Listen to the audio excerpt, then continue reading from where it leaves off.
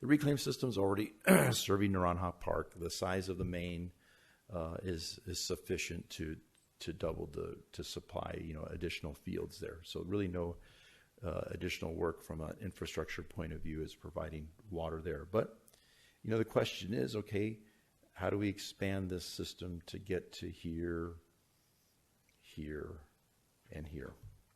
And are there other areas that if we were to pick some kind of alignment, are there other areas that we'd want to serve reclaimed water?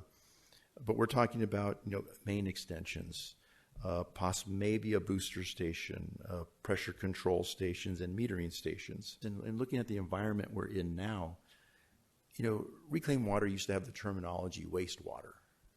It was like, what do we do with this? Nobody wants it. It's not like that anymore. I mean, the technology exists. Certain communities are treating their reclaimed water to a potable standard. So it made me start asking myself the question is, what is the maximum beneficial use of this this resource that we have supply to use? Right now the supply we're not using, we're accruing long-term storage credits because we're not using it. But it made me ask the bigger picture is, and I think it's something we need to wrestle with is, what is the maximum beneficial use of this resource? And if we did a system expansion, what is the cost to the ratepayer? And what are the future reclaimed water use alternatives and opportunities for reclaimed water?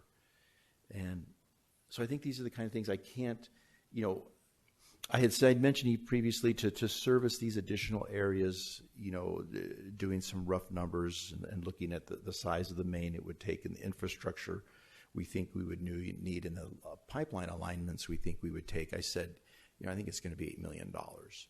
Well, I wouldn't want council to base a decision off that. I would, want to dive a little deeper because, maybe it's 10 million, maybe it's 6 million, And I keep coming back to what is the maximum beneficial use of this resource. Right now, we are getting a use out of it because, like I said, we're building long-term storage credits. But if we start looking forward, do we want to expand the reclaim system? If we spend millions of dollars in building additional infrastructure to expand our reclaim system, we're going to take on debt to do that. And there's going to be a cost associated with that debt. And it's going to take us, 20, 30 years to pay that debt back. So whatever we do, will the system be in place for that long? So it'll pay for that debt service. So in summary, yes, we have the resource available to serve other reclaim customers, but we need to wrestle with what is the maximum beneficial use of those resources. How are we going to pay for it? Who's going to pay for it? How long will the system be in use? Start looking at those kind of things. And